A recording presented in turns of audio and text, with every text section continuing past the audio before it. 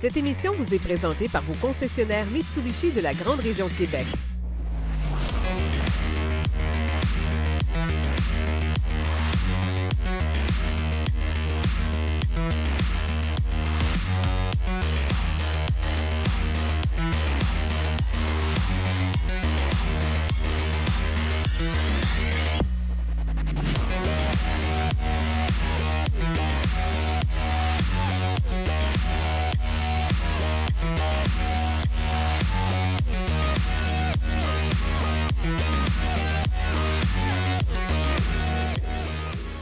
Bienvenue à Virage Plus. Aujourd'hui, nous allons vous parler de Mitsubishi, la compagnie ainsi que la gamme de produits. Pour ce faire, nous allons rencontrer Frédéric Tremblay de JD Mitsubishi. On va aussi parler avec Donald Marcotte de Paquette Mitsubishi. Mais avant, allons rencontrer François Roy de Sainte-Foy et Québec Mitsubishi.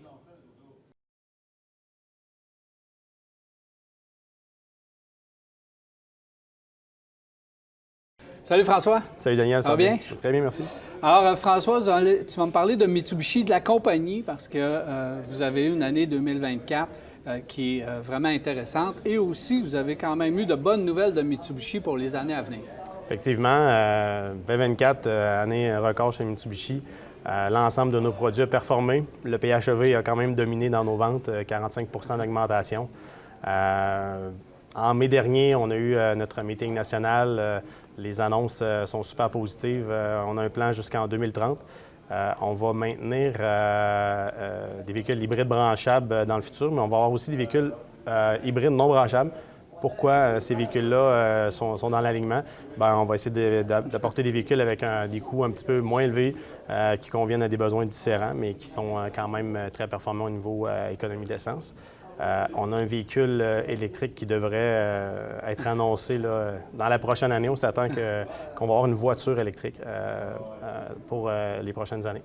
Est-ce qu'on a des détails à savoir? Ça va être une compacte, sous-compacte, d'intermédiaire? Est-ce qu'on s'en va dans cette direction-là? Petit VUS, non? D'après moi, ça va être un petit VUS, limite voiture, mais petit VUS.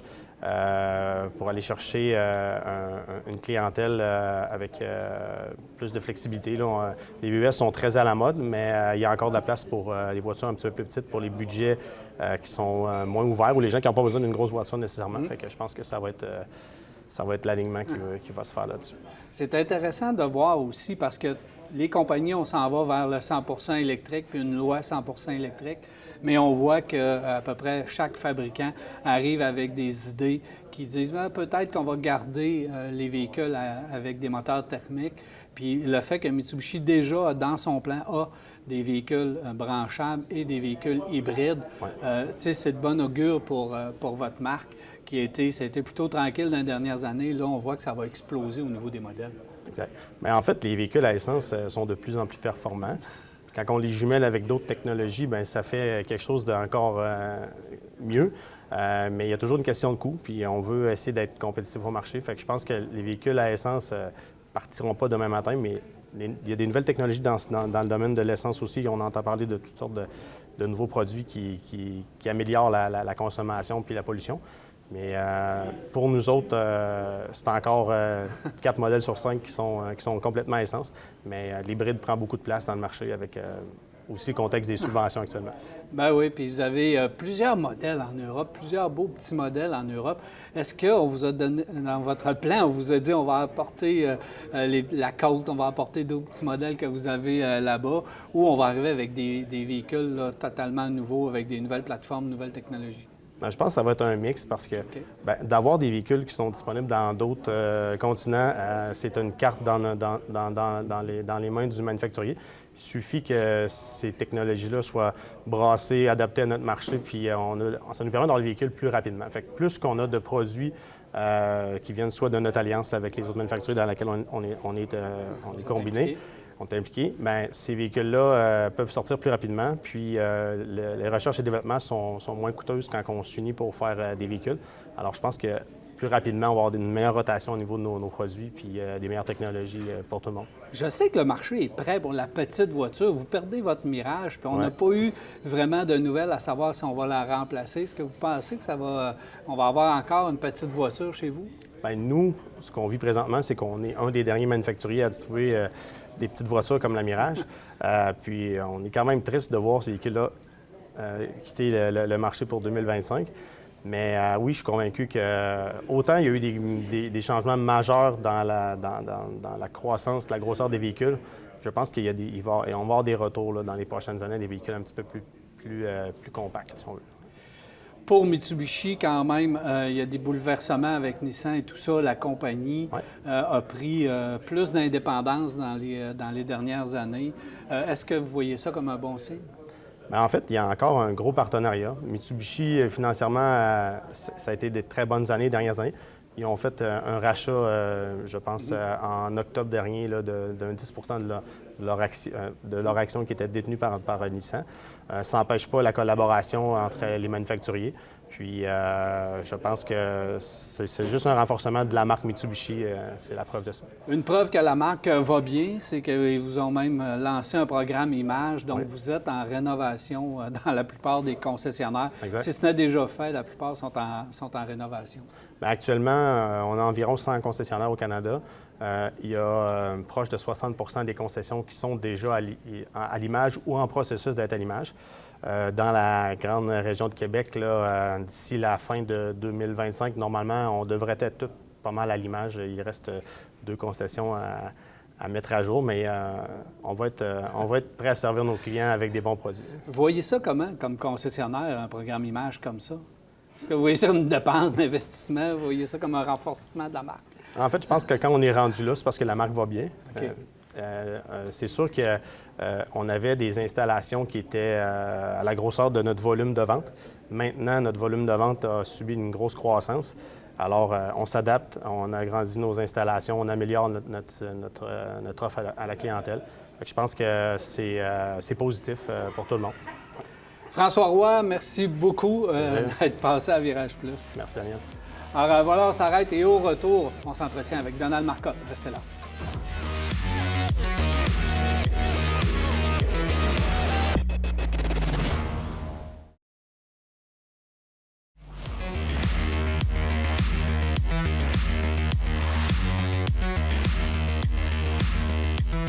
Daniel. Ça va bien? Ça va bien, ça va bien. Alors, Donald, t'aimes beaucoup le PHEV, le Outlander. Tu es un de celui qui le vante le plus. Alors, c'est toi qui as été choisi pour nous en parler parce que c'est vraiment important de bien découvrir ce véhicule et surtout ses fonctions qui passent un peu sous le silence. Et je pense qu'on va aussi démystifier un peu le tout avec ce fameux Outlander. D'abord, présente-nous le Outlander PHEV. Écoute, Daniel, il faut que je recule jusqu'en 2013 au Japon, parce que Mitsubishi, il faut le dire, était vraiment un joueur précurseur dans la technologie hybride rechargeable. Alors nous, on vérifiait ça du coin de l'œil, puis on a attendu ce fameux jour, février 2018, avec le lancement de la génération précédente. À ce moment-là, pas beaucoup de compétiteurs, et puis après ça, bien, tout le volet automobile a mis son grain de sel, mais à la base, la notoriété est là pour Mitsubishi, la connaissance. On peut parler des 10 000 unités vendues en 2023, tout près peut-être de 14 000 unités pour 2024, qui sera possiblement une année record. Fait que c'est sûr qu'à force de mettre des voitures sur la route, bien, nous aussi, à partir de la clientèle qu'on obtient dans chaque concessionnaire, on est capable d'adapter notre vocabulaire et puis de rendre le véhicule agréable lors de l'explication, puis d'y parler des différents fonctionnements du produit. Puis ce matin, mon but, c'est peut-être de mettre ça un peu plus simple, un peu plus agréable, parce que certains diront que ça peut paraître compliqué, un véhicule hybride branchable, mais en termes simples, il n'y a pas de grand... On ne réinvente pas la roue, mais c'est de s'en servir à meilleur escient à ce moment-là pour que le client soit gagnant. Un PHEV, toi, Donald, tu suggères... D'abord, on va y aller, avant de suggérer des fonctions, on va y aller avec comment c'est fait. C'est quoi un PHEV? Qu'est-ce qu'il y a dans un véhicule comme ça? On va partir du principe plus important, moteur à combustion, moteur thermique qui est présent. Okay. Donc, avec un client qui n'a jamais eu de voiture électrique, qui quitte le modèle à essence, mais d'avoir un moteur thermique, bien, on vient d'éliminer tout ce qui sera anxiété d'autonomie, recharge obligatoire sur le long de l'autoroute, ainsi de suite, panne de courant. Donc, avec ça, je trouve que la phrase clé, on se sert beaucoup de l'expression « le meilleur des deux mondes ». Donc, on ne perd pas tout d'un moteur à combustion qui a encore ses grandes forces, et jumelé avec une génératrice, jumelé avec 2 moteurs électriques, un moteur à l'avant, un moteur à l'arrière, bien, à ce moment-là, le véhicule, le client a un certain mode qui peut choisir un petit peu selon ses activités. Il y a toujours les routines, il y a toujours le viraillage, qu'on va dire, il y a toujours le train-train quotidien, mais il y a les longs trajets aussi. Puis on a maintenant des exemples, soit des clients qui habitent en Floride l'hiver, des gens qui font des longs voyages l'été. Fait qu'on a appris de tout le monde, selon leur code de consommation, la manière du mode qu'ils ont choisi. Certains forums discutent aussi à ce niveau-là. Fait qu'on a plus d'expérience, plus de notoriété, puis on l'explique de mieux en mieux. Tu as un moteur thermique, tu as une batterie. Oui. Et ton autonomie de batterie, parce que c'est la question que tu te fais La question qui tue. Combien d'autonomie? C'est calculé pour une autonomie average de 61 km si la batterie est à pleine capacité. Donc, certains diront, ah, bien cet été, j'ai battu des records. Si on est au Québec, on parle, mettons, de la lune de miel, qui est toujours le printemps et l'automne. Pourquoi? C'est des périodes où on sollicite moins la ventilation, moins le chauffage, moins le climatiseur. Donc, certains vont aller chercher, si je prends un exemple que j'ai eu cet été, 77, 80, 85 km d'autonomie, ça devient intéressant, surtout si on a des courts trajets à faire. C'est ce qui amène à vous dire, c'est que dans la vie de tous les jours, lorsqu'on est dans les circuits urbains, il faut se servir, dans le fond, de tout ce qu'on a accumulé durant la nuit pour utiliser le mode électrique. Donc, on a un simple bouton, le bouton EV, et puis on demande au système de ne pas se servir autant que possible du moteur essence et de rouler en version 100% électrique. Si toutefois, on part de la maison, on est déjà sur l'autoroute à 100-120 km/h, mais on sait qu'on se dirige vers une destination urbaine ou qu'on annonce à la radio un bouchon de circulation dans pas long, bien, à ce moment-là, ça peut être intéressant. On a un bouton qui s'appelle Save, qui veut dire sauvegarde, c'est-à-dire je veux ménager l'accumulation de ma batterie pour m'en servir plus tard. Parce que la force du PHEV, c'est tout ce qui est congestion routière, tout ce qui est point A, point B, tout ce qui est commission. Des fois, on part un samedi matin, on part une journée complète, finalement, on n'a pas fait beaucoup de kilométrage, on a fait plusieurs endroits. C'est là que le PHEV est rentable. C'est là qu'il roule le plus en électrique. Donc, c'est vraiment urbain ou dans le trafic, évidemment. Oui. Donc, on peut sauver ça, mais on peut même le recharger, si on veut. Tu te souviens, lors du lancement de produit, on a fait un tournage hivernal dans un chalet sans accès à l'électricité. Bien, ce véhicule-là, il y a une génératrice, donc on peut s'en servir. De plus en plus, dans les bulletins de nouvelles, quand on voit qu'il y a des pannes de courant majeures, on s'aperçoit qu'il y a des gens qui ont réussi à sauver leur frigidaire ou sauver leur congélateur en servant des deux prises 1500 watts puis de servir de l'autonomie de la batterie. C'est toutes des particularités additionnelles qu'un véhicule à essence n'a pas. Mais pour revenir au mode charge, si on s'en va, exemple, dans un endroit dans le bois, aucun accès à une borne de recharge, bien, le moteur thermique, en laissant fonctionner, peut remonter le niveau de batterie. Donc, on va faire environ 1 km de route, on va aller chercher 1 à 2 km de batterie, ce qui va nous donner peut-être justement la chance d'utiliser notre système de génératrice sans avoir de prise de courant. Si quelqu'un achète un PHEV puis on ne veut pas jouer avec les modes, on peut laisser le véhicule décider pour nous. Le mode normal, ouais. En réalité, c'est le mode hybride. C'est ce que d'autres technologies utilisent sans avoir la possibilité de le recharger. Donc, on voit des fois, selon la capacité d'absorption du client, il y a des gens qui disent, regarde, moi, là, je sais que je vais économiser du gaz, mais je ne veux pas commencer à me casser la tête. Le mode hybride, il fait une gestion autonome. Il va être capable de puiser au bon escient dans la batterie. Et puis, il y a un signal qui va se donner. Quand la batterie va être à plat, on redevient en 100% hybride. Et c'est là que la technologie de Mitsubishi parle d'elle-même parce qu'on a 2 modes d'hybride. Donc, le but premier du système hybride, c'est de ne pas faire tourner le moteur essence pour rien et du moins de le faire tourner pour alimenter la génératrice. Donc, si le moteur à combustion n'active pas les roues de la voiture, bien, par défaut, ça consomme moins de gaz. C'est sûr que le véhicule, lui, lorsqu'il est coté, c'est comme si on prend le moteur à essence, on le sort du capot, puis on doit le coter. C'est sûr qu'on peut voir une cotation de 9 litres au 100 idle. Ce n'est pas le but. Il faut regarder nos distances entre chaque trajet. On demande aux gens de moins se fier des fois un petit peu au cadran, puis de regarder combien de kilomètres au total que j'ai fait avec un plein d'essence, sans avoir aucun problème d'anxiété, puis de ne pas se limiter à ses trajets quotidiens. Le véhicule, il est là. C'est un Outlander avant tout. Hein? C'est un Outlander PHEV, mais le Outlander, il a toutes ses qualités hivernales, il a tout son côté éco-énergétique, côté finition, insonorisation, véhicule de luxe. C'est quand même plaisant, puis je ne peux pas passer inaperçu que les grandes subventions du gouvernement qui vont changer, oui, en 2025, mais qui ne disparaissent pas à 100 font en sorte qu'il y a un stimulant pour des gens qui disent, bien, je veux me lancer dans ce type de produit-là, puis je veux faire un bout de chemin, puis c'est une belle transition. Tu as parlé justement que conditions hivernales, Outlander PHEV, un système de traction intégrale efficace. Daniel, incroyable. Ça fait longtemps qu'on a un système breveté chez Mitsubishi qu'on appelle le SAWC, le Super All-Wheel Control. Mais dans la technologie du PHEV, le fait que c'est activé souvent par les moteurs électriques, un centre de gravité beaucoup plus bas dû au poids des batteries, c'est un contact direct avec la chaussée. Le système intégral, il fait un travail extraordinaire. C'est pour ça qu'on demande à nos clients d'apprécier. Il y a un hiver au Québec, je pense qu'on va en avoir encore plusieurs. Il faut apprécier les qualités hivernales du véhicule. On sait que nos voitures essence consomment plus l'hiver. On sait que les coûts énergétiques vont être moins puissants l'hiver, mais à quelque part, c'est un VUS qu'on vend aussi avec toutes ses qualités de capacité de route et d'en-route. C'est un véhicule, évidemment, qui est accessible. Tu as parlé des subventions, là. Mais ça, c'est un des points forts du véhicule. Fait que nomme-moi les versions à peu près, puis les équipements qu'on retrouve grosso modo dans le véhicule. On a une version de plus pour l'année modèle 2025. Puis c'était une excellente nouvelle parce que, comme on sait des fois aux usines, ils gardent souvent des modèles d'entrée de gamme, des modèles de base, souvent pour des ventes à grande échelle, des voitures de flotte, des voitures de compagnie, exemple, Transport Québec, Hydro-Québec.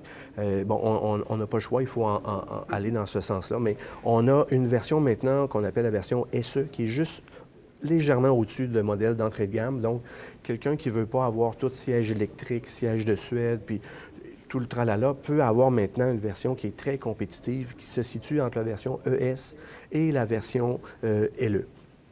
On ne se cachera pas que les versions SEL, un peu comme salle de montre, GT Premium, route 20 pouces, cuir, confort absolu, les caméras, il y en a partout. C'est sûr qu'il y a encore un marché pour ça. Mais ce qui est plaisant, c'est qu'on parle aussi d'accessibilité. Si on a pu livrer 10 000 unités l'année passée, puis on était encore des fois sur commande, puis qu'on aurait livré plus, cette année, il n'y a pas eu aucun problème d'inventaire au Canada et c'est de bon augure aussi pour l'année civile 2025. Donc, c'est plaisant de ne pas être placé sur liste d'attente, de dire aux clients, bien, venez dehors, on va aller vous en choisir un, ou on en a un qui rentre le mois suivant. Bien, c'est plus facile pour que le client il se sent moins un petit peu bousculé, il peut choisir la couleur, il peut choisir son package, il peut prendre le temps. On a des programmes toujours de protection aussi qui fait que si la voiture rentre un peu plus tard, on peut protéger les incitatifs, et ainsi de suite. Donc, ça devient intéressant pour le client. Donc, on voit qu'il y a plusieurs programmes. Si tu veux nous donner un petit prix là, du départ jusqu'à la fin. Bien, si on part du début, admettons avec transport, préparation, on parle autour de 49 000 avant subvention jusqu'à 63 000 Donc, tout le monde peut trouver son compte.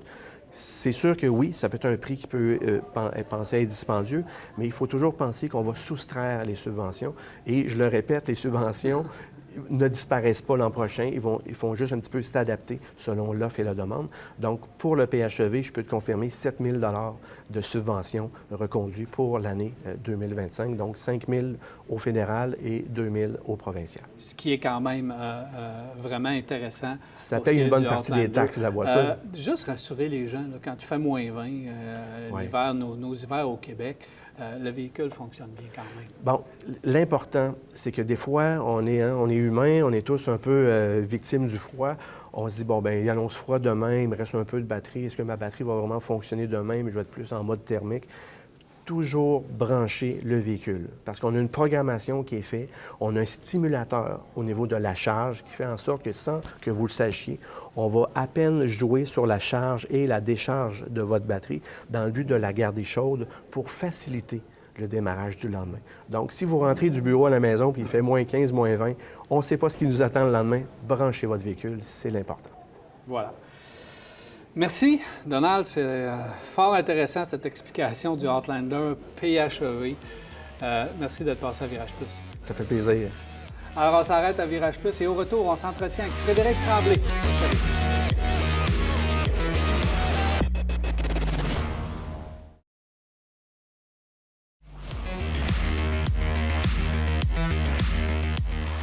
Nous sommes de retour et je suis maintenant accompagné de Frédéric Tremblay. Salut Fred. Bonjour Daniel. Ça va bien? Merci, merci. Alors Fred, on va parler de la gamme des véhicules. Évidemment, on vient de parler du PHEV, mais on va parler du Outlander régulier cette fois-ci. Tu vas me le positionner dans le marché parce que c'est un véhicule important pour vous. En effet, parce que tout comme mon prédécesseur, le Outlander PHEV est très bien coté, très bien vendu ici chez Mitsubishi, mais il se fait aussi toujours dans la version à essence. Ouais. Parce qu'il y a encore des gens qui ne sont soit pas prêts à passer à l'hybride ou soit qui ont besoin un petit peu plus de capacité de remorquage ou qui veulent tout simplement rester à la combustion, comme ce l'est depuis des années et des années. Exactement. Le Outlander à essence qu'on a 2024, c'est un véhicule qui est hyper sophistiqué.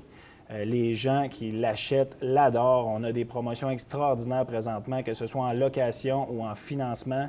C'est un véhicule qui commence à partir de 34 598. Donc, pour tout l'équipement qu'on peut avoir avec ce véhicule-là, je vous dirais que le prix est excessivement abordable.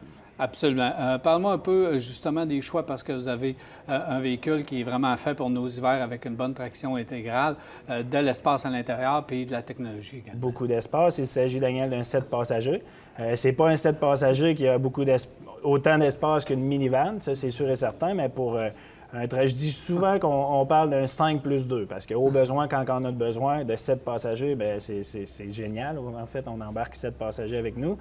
C'est un véhicule qui a une capacité de remorquage de 2000 livres. Donc, pour un 4 cylindres qui développe 181 chevaux, c'est quand même très accessible, très... Ça répond aux besoins. Là, exact, monde, exact. Un 4 roues, un skidoo dans une remorque, c'est parfait.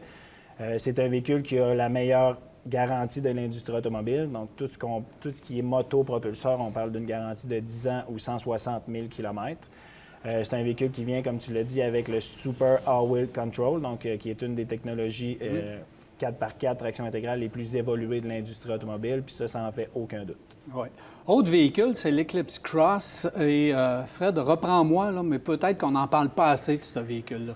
Un véhicule encore méconnu, pas assez connu de la population. Autrement dit, c'est un véhicule qui est formidable. C'est un véhicule, un VUS intermédiaire à essence, petite cylindrée, un 4 cylindres, 1.5 turbo compressé. C'est pas un turbo de performance, c'est vraiment un turbo d'économie d'essence. C'est un véhicule de tape à l'œil, pour être honnête. Là, c'est un véhicule qui est formidable. On en a en inventaire. Les promotions sont tout aussi alléchantes que le Outlander. C'est un véhicule qui est très sophistiqué aussi, qui a été complètement redessiné en 2022. Là, on reçoit à l'instant même les 2025. Fait que laissez-moi vous dire que c'est un véhicule qui vaut la peine d'être vu, d'être essayé, puis essayer, c'est l'adopter, comme on peut dire. Oui, c'est ça, parce qu'au niveau de son format, au niveau de son design, il y a beaucoup de véhicules concurrents dans ce segment-là. Alors, il faut penser de venir le voir, l'Eclipse Cross, et surtout de l'essayer, parce qu'au niveau des équipements et le rapport qualité-prix, c'est vraiment intéressant. Exactement. Les gens, souvent, qui viennent soit pour un RVR ou pour un Outlander, bien, ils ne savent même pas qu'entre les deux, on a un Eclipse Cross. Puis quand on présente l'Eclipse Cross, qu'on le fait essayer, qu'on parle de toutes les commodités, tous les accessoires qu'on peut avoir, honnêtement, les gens, souvent, ils tombent en amour. Puis, bien, c'est pas nouveau, parce que ça fait déjà un certain temps. Il a même été remodelé, tu l'as dit, donc ça fait longtemps qu'il est là sur le marché. Depuis 2018, ici au Québec, au Canada, puis en 2022, il a été redessiné, donc voilà. Et une traction intégrale qui est fort intéressante. Il vient lui aussi avec la grosse traction intégrale Super All-Wheel Control. Puis je dis souvent par rapport à cette traction intégrale-là qu'elle a le pouvoir de redonner au conducteur le pouvoir du véhicule, le contrôle du véhicule. Parce que des fois, je pense aujourd'hui, il ne fait pas très beau à l'extérieur, c'est glissant. Des fois, on peut faire une manœuvre qui fait qu'on pense qu'on perd le contrôle, puis là, on devient nerveux, puis on ne sait pas trop comment réagir. Bien, la traction intégrale Super All-Wheel Control chez Mitsubishi va nous redonner le contrôle parce que c'est une traction intégrale qui est hyper évoluée. Voilà pour l'Eclipse Cross, un véhicule à découvrir. Il faut y penser. Ouais. Voilà, venez nous voir. Toi, tu y penses, tu le fais essayer, le véhicule. On y pense beaucoup, en effet. Le RER, lui, c'est un véhicule qui a de l'expérience chez vous. Mitsubishi a la bonne idée de le redessiner un petit peu il y a quelques temps, puis ça l'a relancé littéralement. C'est un véhicule important quand même dans votre gamme. Daniel, depuis 2010 que ce véhicule-là, c'est le cheval de bataille principal chez Mitsubishi. Depuis 2010 que c'est un véhicule qui est très populaire. C'est un véhicule qui est compact, c'est un véhicule qui est très économique, la meilleure garantie de l'industrie, je me répète, parce qu'il faut le dire, c'est malheureux, mais c'est comme ça, il faut le répéter. C'est un véhicule... En fait, la seule raison, je dis souvent ça aux clients, la seule raison pourquoi qu'un manufacturier produit un véhicule pendant 10, 12, 14, 15 ans, puis qui est toujours de retour, c'est parce que les gens, quand ils achètent ce véhicule-là, ils en ont pour leur argent. Quand on paye pour un REER, on sait ce que ça va nous apporter, on sait qu'on ne dépensera pas trop pour rien, on sait qu'on n'ira pas souvent au garage, on le sait qu'on est entre bonnes mains, autrement dit. Bien, c'est parce que c'est un véhicule qui a de l'expérience que vous connaissez par cœur. Et voilà. Puis, C'est l'avantage. Tous les analystes automobiles dont tu fais partie savent que c'est un véhicule. Tu sais, on a beau dire qu'il est vieillissant, qu'il est vieillot, qu'il a la même motorisation, mais c'est un véhicule qui a fait ses classes. Puis c'est un véhicule que tu recommandes même. Tu m'as dit que la meilleure année modèle, c'est la dernière année Et voilà. à acheter d'un véhicule ou les dernières années, parce que là, il est à point. C'est un véhicule qui se fait 2 roues motrices, 4 roues motrices, puis à partir de 24 798 avec des très, très belles promotions, des taux d'intérêt excessivement avantageux. Pour être honnête, venez nous voir, puis c'est encore un véhicule. On n'est pas gêné du tout de le présenter parce que c'est un véhicule qui a fait ses preuves puis qui vaut la peine encore d'être découvert. C'est votre nouveau véhicule d'entrée de gamme qui vaut la peine. Et voilà. Merci beaucoup, Fred. Ça me fait plaisir. Merci, Fort Daniel. gentil. Alors voilà, c'est déjà tout pour Virage Plus. J'espère que vous avez apprécié. Il me reste qu'à vous souhaiter une agréable semaine et on se reparle la semaine prochaine pour un autre Virage Plus. Cette émission vous a été présentée par vos concessionnaires Mitsubishi de la région de Québec.